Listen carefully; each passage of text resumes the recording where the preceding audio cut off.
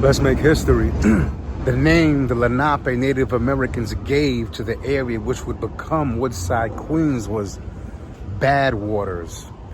Then about 150 years after the arrival of Columbus, it was referred to as Wolf Swamp. Sounds like the name of a band. Or a horror movie maybe. But it was called this because naturally it was a very wet and swampy area, and there were ravenous wolf packs which were known to be roaming about.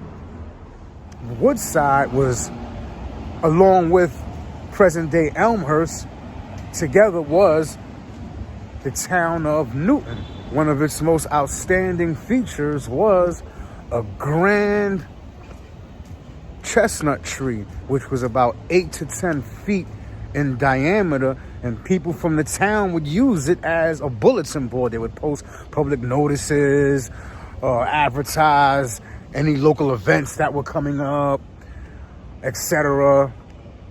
If somebody was selling something, they would post it up there, and it was taken down in the late 1800s, 1888, I believe, and they actually wrote about it in the newspaper. Newton actually had its own newspaper. It was called the Newton Register. Along with Woodside being a swampy area, it was also a very heavily wooded area, which is how it got its name, as well as nearby Woodhaven got its name because of that. Very woody area.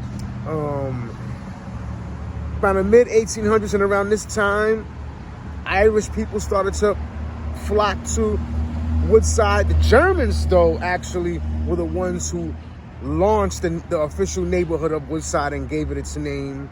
But it's primarily a Irish American enclave going into the 20th century.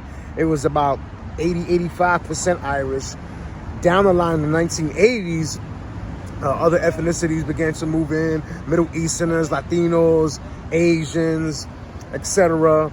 But even to this day, it has a heavy Irish presence. And it was also a subsection in Woodside known as Winfield, which was about to veer off and become its own distinct neighborhood, but it wound up bleeding into Woodside and what Woodside eventually became.